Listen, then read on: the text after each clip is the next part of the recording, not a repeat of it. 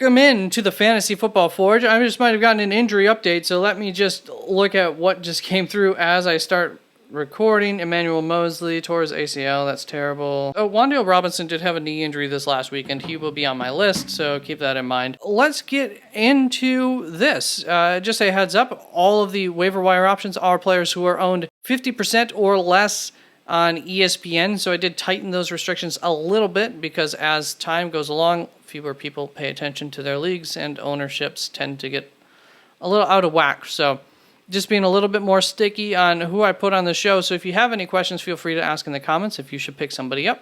Very good chance that I like them a lot. They just didn't quite match the criteria for the video.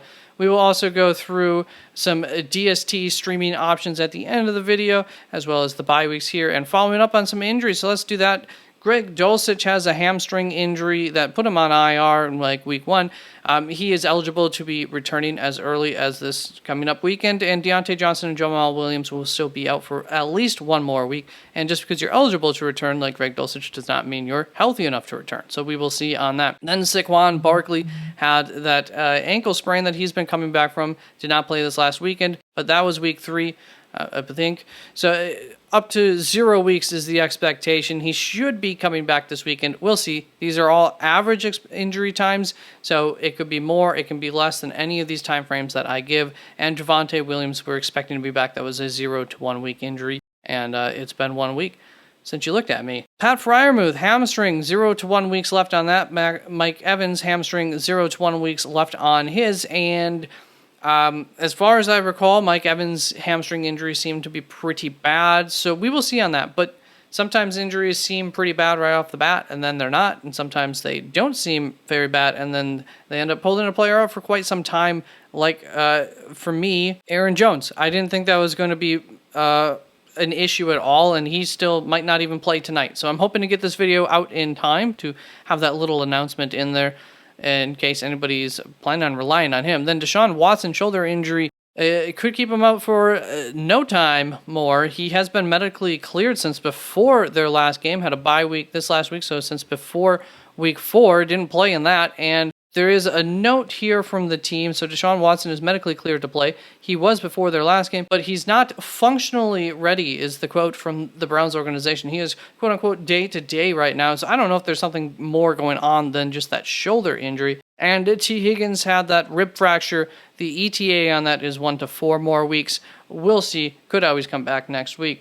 I do also want to, before we get into we're at the week 5 injuries, so a couple of things that I didn't write down, but just the Buffalo Bills defense might not be as stringent as they have been so far this season. Suffered a few more major injuries, and the guys are really going down there. They have good depth, but the strain that offense can put on that defense, you need dominant, absolute, amazing players at every level, and they've pretty much been losing them. So not good for the Buffalo Bills defense. And the Detroit Lions secondary, I think their run game is still going to be great, but their secondary is more and more susceptible every week.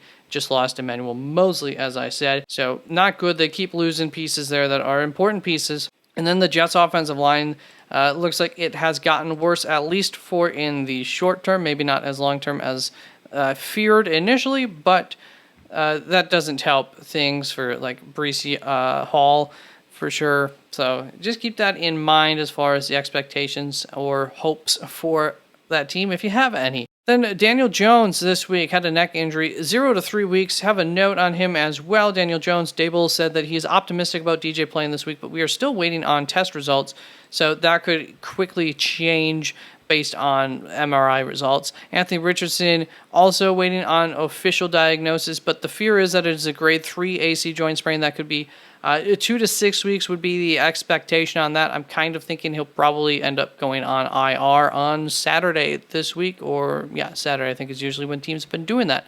Then Tank Dell has that concussion. Usually guys miss 1 week unless it's on a Thursday game, and the next game's on Sunday or Monday. So not too optimistic for Tank Dell playing next week. Juju Smith-Schuster, head injury. We don't know what the head injury is. Probably a concussion. Don't know. If it's a concussion, expect him to miss 1 week. Otherwise, we'll see. Zay Jones, knee injury. I think that's a re-injury, maybe. So that's not a good sign. So we'll see on that, but no further information. Khalil Herbert, high ankle sprain, 1 to 3 weeks. Expect him to miss at least 1 week for sure. And Travis Kelce, what was initially thought to be a high ankle sprain, or worse, even if you were watching the game, ends up that apparently that's a low ankle sprain. But when I looked into ankle sprains and everything, basically high ankle sprains get overestimated, and they kind of always get said to be a 4 to 6 week thing. Well, in general, that's about the amount of time that it takes an ankle injury to heal, no matter what, whether you're playing on it or not, 4 to 6 weeks. So that's usually what gets quoted for the high ankle sprain, but the reality of it is that it's a 1 to 3 week return time, and when you try to look up low ankle sprains, pretty much all the information out there is about high ankle sprains, but what I did find for low ankle sprains seemed to be a very similar time frame, so I reduced the 1 to 0, especially considering that Travis Kelce did go back in the game. But they have a Thursday game, and we all know that you can continue to play on an injury sometimes, but afterwards it swells up really bad and whatnot, and it's worse the next day. So there's a definite chance that Travis Kelce will be missing this Thursday night game. We shall see. Like I said, the time frame is 1 to 3 weeks technically for a low ankle sprain, from what I could find, but the ankle sprain information was all over the place.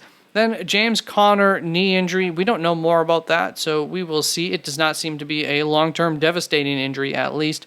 Jahmyr Gibbs had that hamstring injury happen on Friday, so I'm expecting him to miss at least 1 more week, but hamstrings are a fickle thing. Even though the ETA on them is 13 days, we all know that it can be much longer. Guys can go on IR, like we see all those hamstring injuries up above with Greg Dulcich, Deontay Johnson, Jamal Williams, but apparently the average is 13 days on hamstrings, so we will see for Jahmyr Gibbs how serious or not that was as time goes on. And then Amon-Ra St. Brown had that abdomen injury. It's a 0 to 5 week injury. They would have had time to put him on IR this weekend. They're probably familiar enough with the injury and would have known if they wanted to do that. So I tend to think it's more like 0 to 3 weeks at this point, time frame for Amon-Ra St. Brown to return. It's a real wild card of an injury, and without knowing more, can't dig into it more to get a little bit more of a specific time frame on that. Then Justin Jefferson, hamstring injury, expect 1 to 2 weeks, should be missed. Could be more, always, could be less. So we shall see. Then when we look at bye weeks, this weekend we have Green Bay and Pittsburgh are on bye. And for week 7, looking ahead, Carolina, Cincinnati, Dallas, Houston, the New York Jets, and Tennessee Titans all have bye. So it's I think like maybe the biggest week this season for byes, or second biggest. So a pretty big bye week coming up in week 7. Then week 8, everybody's playing, and back to byes after that through week 13, maybe 14. There's a couple teams. Moving on to the quarterbacks, and I don't think there's anybody that you absolutely must roster, but I do like Sam Howell, Matt Stafford, and Bryce Young is more of a stash than anything. That's why I don't have a strength of schedule thing here. He's been looking a little bit better and better each week is really all. So I wanted to reward him for that.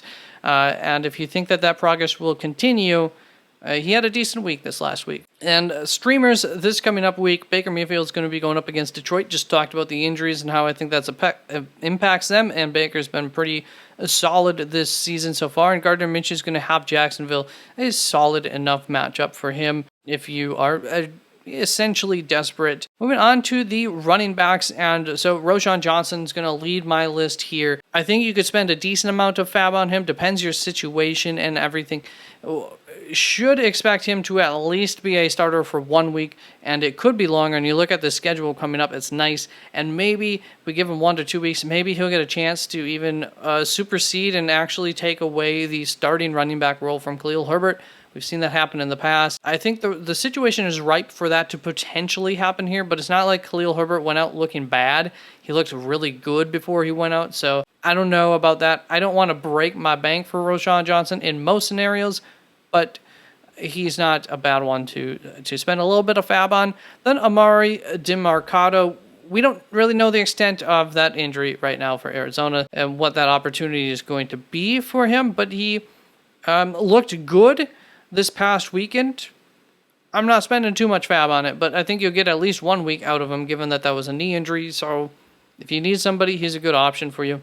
Jaleel McLaughlin, I don't really feel great about the situation like him, but he does seem to be the best running back for Denver at this point in time. So maybe the team sees that. Maybe that leads somewhere. I don't know. The upside here I think is pretty good. I don't really like him in the short term, and I expect Javonte Williams to be coming back. So I feel like I actually have him too high on this list. But at the same time, I don't know. Tyjae Spears, I like quite a bit. I have him on my roster. And the only thing is, you don't want to spend too much fab on him. Derrick Henry's still there. He had a good week, but he had a touchdown this week. He could have had other weeks like this if he had a touchdown. In full PPR, he should be on a roster. Half PPR, non-standard format scoring. Well, I think that's less so a necessary thing. Maybe even he's more of a stash in those still, but he is usable. He has been getting over 4 to 5 targets, I think, every week except for the first week so far. He is usable. And then Justice Hill is also usable. He just goes up against Tennessee next week, so I really don't like him in the short term there. And there are some obstacles still around on that team. It's not like it's all Justice Hill's work, but after that, you look at these matchups, some decent ones. So I think he's a solid play. But a guy like Keaton Mitchell, who I have at the bottom of this list right here, could come up out of nowhere and just supersede him. He has more lightning than Justice Hill can provide, which is, I think, what that running back room really needs. So I don't know. He's been eligible to return for over a week now. Hasn't returned yet. Don't know what the team really thinks about him, but he's a boom or bust stash option in Keaton Mitchell. And all 5 of these, if I counted right there, yeah, are guys who I really think should be on the back of rosters in every league, just in case the starter goes down in those situations. And to a less so extent, these guys are solid options in case the starters go down. If you just need someone to start this week, these guys will be better than a lot of these guys. Not all of them, like an Antonio Gibson might be on similar footing as them. Apparently Kendre Miller might be, but not Zach Charbonnet, not Tank Bigsby, probably not Elijah Mitchell. And Kenneth Gainwell's on similar footing as these guys, to give you an idea. But yeah, like the matchups for these two this coming up week, if you just need someone to fill in on your roster for a week due to injury or whatnot. Wide receivers, KJ Osborne, at least for 1 week here, is going to be in a really good opportunity going up against Chicago. Almost guarantee that Justin Jefferson will miss 1 game. So you really got to like that for the short term. Long term, I don't love him. Justin Jefferson will be back, and even just 2 weeks out, where it's most likely that Justin Jefferson might still be missing, going up against San Francisco, I don't really think KJ Osborne could do much against them myself, and then Green Bay after that. Rashee Rice and Josh Downs are really the 2 who I want on my roster the most, and I have them up here, even though they are more so stashes than guys I really truly want to start, based on the weeks that they just had. I think, and based on the fact that people have been talking about them for a couple of weeks, I think there's a decent chance that other people in your league are going to be interested in them as well. So I do think that you would probably need to put some sort of fab bid on them. I don't think anything huge should be necessary or probably warranted for them. But yeah, I like them. Quentin Johnston is a stash. You're not going to, you could play these guys, especially given the matchups here in the next coming up week. But Quentin Johnston going up against Dallas, and he's a total wild card. We don't really know what it hasn't looked good so far.